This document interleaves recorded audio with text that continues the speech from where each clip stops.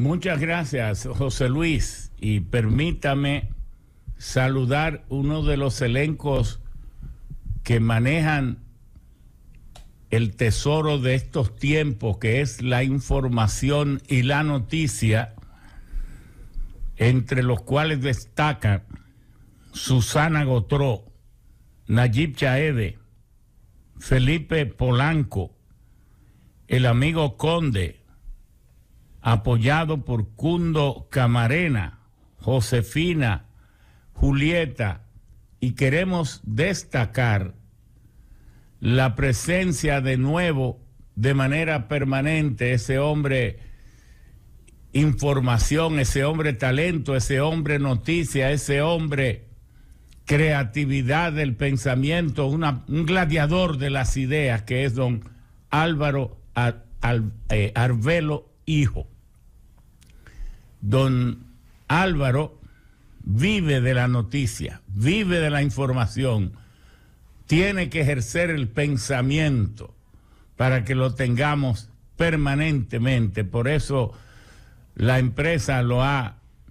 traído para que siga en contacto con su pueblo de 5 a 6 de las tardes, en donde tenía que ser, en la Z101. Continuando con el tema de las sanciones de la Oficina de Aduana y Protección Fronteriza de Estados Unidos, impuestas al Central Romana Corporation Limited, una empresa estadounidense, una empresa americana, por encontrar en ella la violación de 11 elementos que dice que actúan contra, según la OIT, la Organización Internacional del Trabajo, investigaciones que ha hecho contra sus obreros, dentro de los cuales figura el aislamiento, abuso de vulnerabilidad, el no pago de salarios a tiempo, el trabajo de horas extras excesivas y otras tantas más. Resulta extraño porque en los últimos 20 años no hay que dudar que las condiciones de trabajo y los salarios en esa empresa han mejorado enormemente, pero que hace poco dio a conocer que pagó 1.073 millones de pesos de bonificaciones. Esa empresa, que originalmente se instaló en el 1912 al comprar 20,000 acres de tierra para producir caña de azúcar, que entonces cortaba temprano del día o tempranito de madrugada y se las llevaba a los ingenios de el oeste y del sur de Puerto Rico en barcazas. De allí es que surge el nombre de la romana, porque antes de introducir la caña en las barcazas para llevarlas a Puerto Rico, las pesaban en un peso tipo romana, y de allí es que surge el nombre de la romana, por aquel peso en que se pesaba la caña antes de ser enviada a Puerto Rico. La caña de azúcar tiene una condición de que debe ser procesada inmediatamente, se corta, porque la caña de azúcar en su jugo tiene glucosa y fructosa, dos azúcares elementales. Ese azúcar sacarosa en cristalito que estamos acostumbrados a comer, sea parda o sea blanca o sea moscabada, ese azúcar, esa sacarosa se saca de la caña de azúcar, pero no existe en la caña de azúcar, sino que se forma en el tacho de los ingenios, que es la operación unitaria, es una centrífuga donde también se producen los cristales de azúcar, pero también la melaza. Y entonces es un proceso de polimerización donde 6 moléculas de glucosa y 6 moléculas de fructosa se combinan y forman entre las 12 moléculas la molécula de sacarosa. Esto es muy importante porque si la caña de azúcar no se muele en las siguientes 24 horas en que se corta, entonces los azúcares se invierten. Es decir, la glucosa se convierte en levulosa o fructosa y en vez de dar suficiente azúcar, lo que da es mucha melaza. Y entonces los ingenios tienen menos ingresos. Por eso es importante saber el momento en que se corta la caña, que tiene que ser cuando tenga 16 grados Brix para que garantice 11.4 o 10.5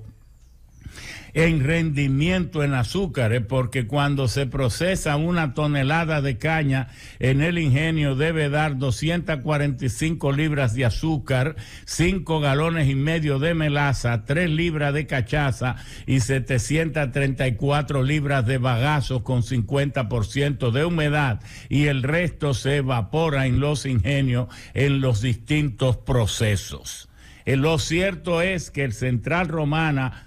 que empezó como South Puerto Rico Sugar Company, hoy pasó por el nombre de Gulf and Western, pero hoy se llama Central Romana Corporation Limited, y nunca ha dejado de ser empresa estadounidense, empresas americanas, donde predomina la familia de origen cubano, los Fanjul, y ha sorprendido al mundo que produciendo 394,000 toneladas de azúcar, como produjo en la última zafra, teniendo el país una cuota de exportación en el mercado preferencial de Estados Unidos, que le paga un precio de 22 centavos de dólares la libra, mientras que en el mercado mundial se paga solo 14 centavos, lo que quiere decir que hay una gran ventaja para las empresas productoras de azúcar de República Dominicana al exportar sus dulces al mercado de Estados Unidos. De la cuota de 116.500 toneladas, el Central Romana tiene 62.5%, los Vicini 27% y el Central de Barahona un 10%. Así completan la cuota del mercado preferencial, que ahora, como ocurrió en 1960, exactamente cuando le aplicaron las sanciones, el atentado a Rómulo Betancourt, que se demostró que fue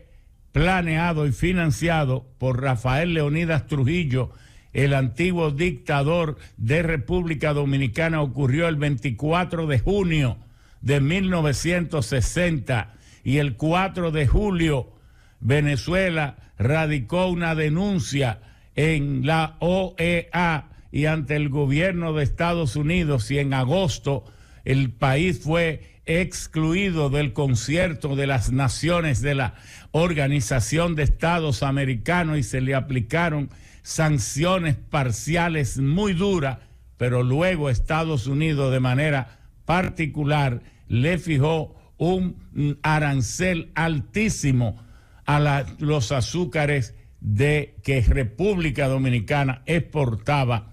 hacia esa nación. Para ese entonces, el mayor productor de azúcar eran los ingenios de Trujillo, tanto que tenía el país 16 ingenios y se repartían de la siguiente manera: 12 ingenios eran de la Corporación Azucarera de la propiedad de Trujillo, 3 ingenios, el Angelina, el Cristóbal Colón y el Caey de Yaguate, eran o son de la familia Vicini, y el Central Romana, que no por tener uno solo es el que menos produce, porque los 3 ingenios de Los Vicini producen mucho menos que el ingenio del Central Romana, porque son 3 líneas de molienda que pueden procesar cerca tal vez de 22, 24 mil toneladas de caña por día. El Central Jaina fue una vez en su tiempo el más grande del mundo, pero luego lo pasó a ser el Central Romana, que además de azúcar, produce azúcar moreno o azúcar parda, pero también tiene una refinería de azúcar para producir azúcar blanco y una planta adicional para producir aldehído, que es un diluyente o disolvente químico de alto valor en la industria química, que también recibe el nombre vulgar de furfural. Con el bagazo restante, entonces esa planta, esa corporación también produce electricidad en menor cuantía. Es bueno que el pueblo dominicano recuerde que la industria azucarera en 1973, que fue el año de mayor producción de azúcar en la historia del país, bajo la dirección del inolvidable Fernando Álvarez Bogar, nuestro amigo, que ojalá nos estuviese escuchando,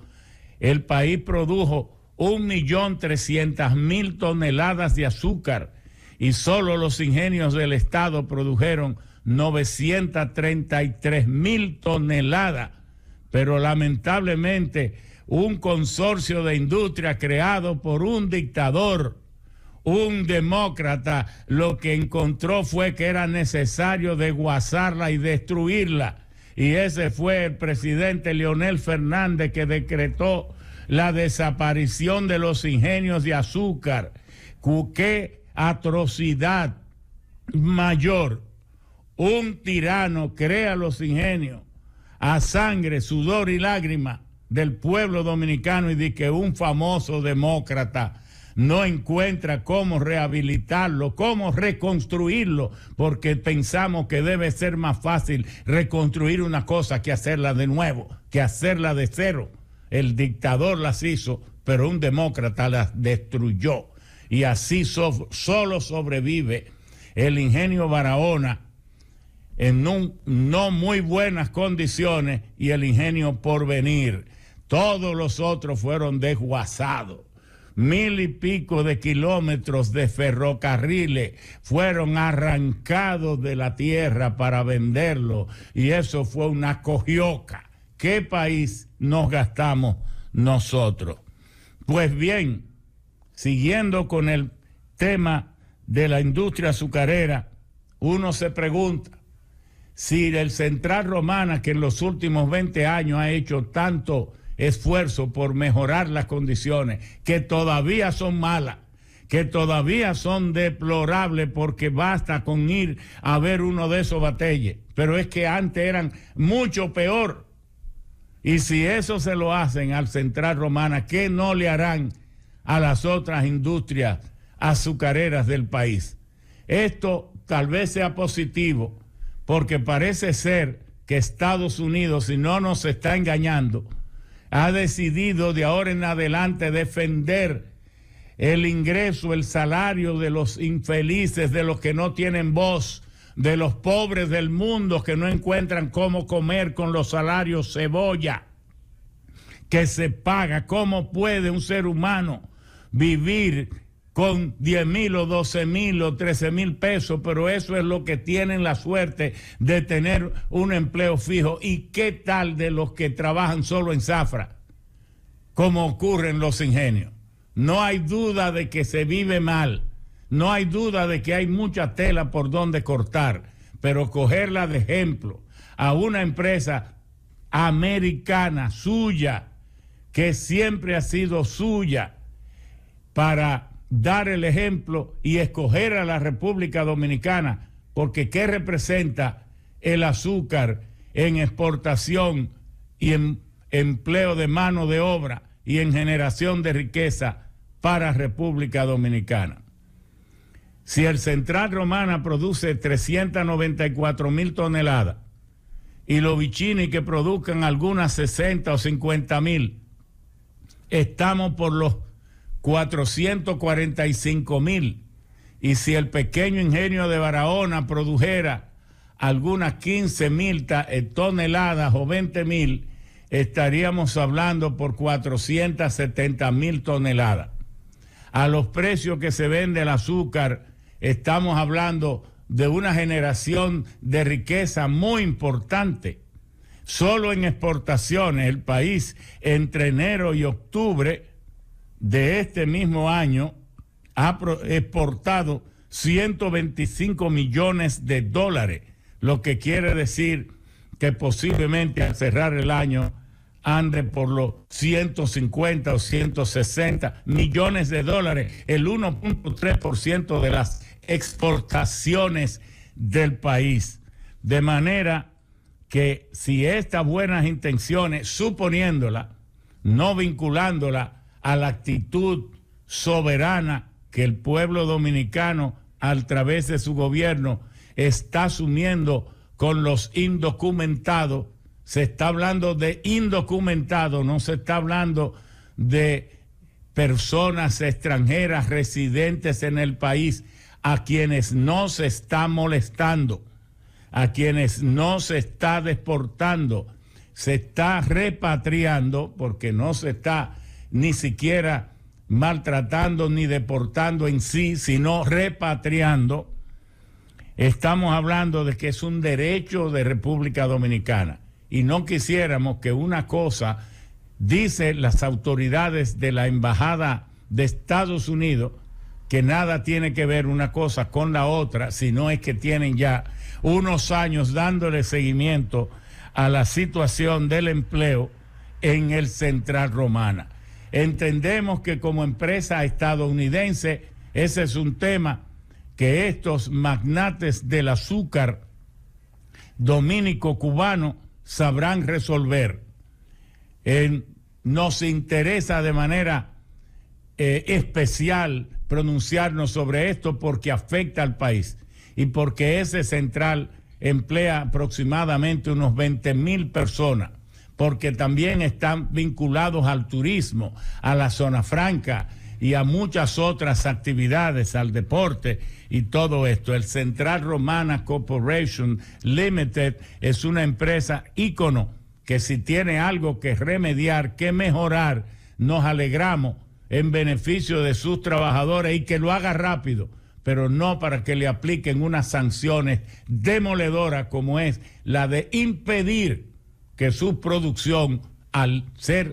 ingresar a Estados Unidos tenga este tipo de inconveniente. Queremos también referirnos a las situaciones de las distintas denuncias de la OEA, de la ONU y dentro de la ONU, de la UNICEF y, cómo no, de la OIT, que también es parte de la ONU, y ahora del gobierno de Estados Unidos, que no le saque el guante al gobierno dominicano y a sus actuaciones soberanas. Esto de la UNICEF, de declarar que han expulsado 1.800 niños, es por una parte, una ingratitud de la UNICEF. Primero, porque eso es mentira. Y segundo, porque la UNICEF nunca le he oído decir que República Dominicana se gasta cada año más de 10,000 millones de pesos, más de 200 millones de dólares en recibir nuevos niños haitianos de parturientas haitianas. ¿Por qué no dice eso? Que República Dominicana generosamente abre sus hospitales, siendo un país pobre, perjudicando los servicios de salud a las madres dominicanas para que las parturientas haitianas sean traídas a los hospitales dominicanos a traer nuevos ciudadanos haitianos. ¿Por qué no nos felicitan por eso? Nunca he oído una felicitación, pero sí dicen que se está expulsando 1.800 niños de manera mentirosa. Esto no hace bien Y por eso la Organización de Estados Americanos, que debería tener el mejor de los futuros y la mejor imagen, mucha gente dice en el mundo que cuestionan su eficacia, su eficiencia, su capacidad para llevar el mundo a nuevos consensos, porque es una entidad que no ha podido mantenerse al día en los retos que plantea la humanidad. Nosotros entendemos que República Dominicana debe pedir una reunión de urgencia a la OEA, a la Organización de Estados Americanos, y a la misma ONU y al propio gobierno de Estados Unidos para hacer exposiciones. Debe llevar todos los datos de los gastos en hospitales para mostrarles que estamos gastando más de 200 millones de dólares y que nosotros sepamos, Estados Unidos, Canadá, la ONU y la propia OEA no están gastando un solo dólar. Y entonces, ¿quién es que se duele de los haitianos? ¿Quién está apoyándolo a ellos? El que tiene sus hospitales abiertos gastando 200 millones de dólares cada año para que nazcan nuevos haitianos, o el que está haciendo denuncias irresponsables. Esto tenemos, porque no basta que lo estemos haciendo. No basta que nosotros sepamos que es verdad. No basta que los medios de comunicación criollos sepan que es verdad. Hay que decírselo al mundo. Hay que ir a todos estos cónclaves, reuniones, a todos estos conferencias, a repetir una y mil veces que República Dominicana es el sostén de sus vecinos, de esos vecinos que empezaron a ser traídos al país por Trujillo cuando empezó su industria azucarera. Por eso yo me crié en el Batey Gonzalo, y solo en la provincia de Monteplata habían más de 40 bateyes, tal vez 50 bateyes. ¿Y quiénes vivían en esos bateyes? Incluso la comunidad de La Luisa, que siempre se llamó La Luisa, que estaba poblada por inmigrantes de las Canarias desde los 1700 y 1800, hoy tiene dos partes, la Luisa Blanca y la Luisa Prieta, porque al introducir al ingenio Río Jaina, crearon bateyes para que en ellos vivieran los haitianos, y en la parte de la Luisa que vivían los haitianos, hoy se llama la Luisa Prieta, y donde vivían los inmigrantes de origen canario, ahí viven, ahí esa se llama la Luisa Blanca. ¿Qué quiero decir con esto? Que Trujillo traía los haitianos, pero siempre se quedaba una enorme cantidad, y esos se fueron aumentando,